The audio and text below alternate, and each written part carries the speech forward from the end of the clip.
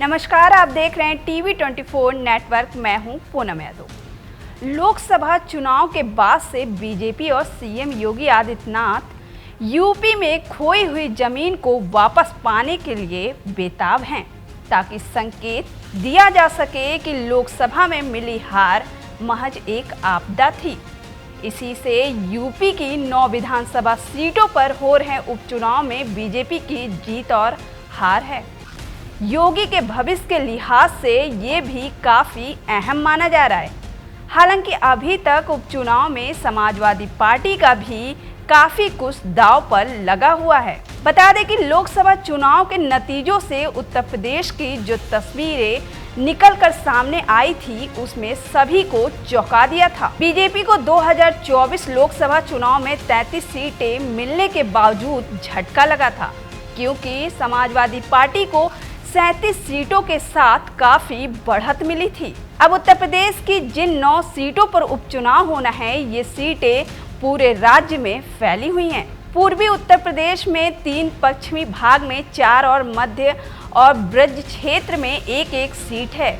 वहां से अनुसूचित जाति के लिए आरक्षित 1 सीट है और कुछ निर्वाचन क्षेत्र है जहां मुस्लिम वोट्स भी निर्णायक हो सकते हैं। ऐसे में अगर बीजेपी उपचुनाव में हार जाती है तो योगी के भविष्य पर बड़ा सवालिया निशान लगना तय है। हालांकि महज यूपी ही नहीं, पार्टी ने हरियाणा और राजस्थान में भी अपनी जमीन खो दी है। लेकिन हरियाणा विधानसभा चुनाव में बीजेपी की वापसी ने यूपी में सीएम योगी आदित्यनाथ पर और दबाव बढ़ा दिया है। अगर नतीजे बीजेपी के लिए बुरे रहें तो पार्टी में दरार और बढ़ सकती है। वहीं दिल्ली भी इस पर गहरी नज़र रखे हुए हैं।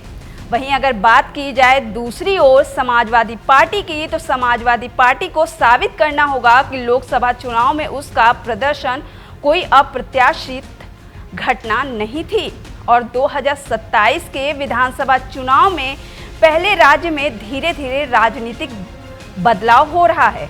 समाजवादी पार्टी ने सहयोगी दलों के साथ मिलकर कांग्रेस को दरकिनार कर दिया है और यूपी की सभी 9 सीटों पर उपचुनाव लड़ने का जिम्मा खुद उठाया है।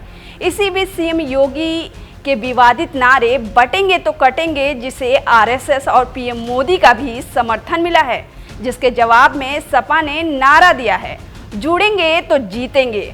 ऐसे में इस बार उपचुनाव का मुकाबला काफी कड़ा होता दिख रहा है। बहरहाल 20 नवंबर को वोटिंग होनी है। इसी के साथ इन सीटों पर चुनावी तस्वीर हर दिन बदल रही है। बीजेपी और समाजवादी पार्टी दोनों ने पूरी ताकत झोंक रखी है। उपचुनाव को 2027 विधानसभा चुनाव का टेस्ट माना जा रहा है।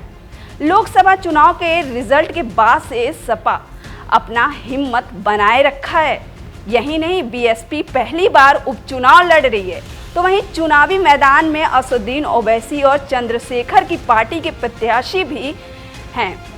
कुछ सीटें ऐसी हैं जहां बीएसपी और आजाद समाज पार्टी और एआईएमआईएम बीजेपी और सपा का गणित बिगाड़ने में लगे हुए दिख रहे हैं। तो वहीं रालोद आदि कई छोटी पार्टियां बीजेपी को और कांग्रेस व कम्युनिस्ट पार्टी पर सपा को मजबूती प्रदान कर रही हैं।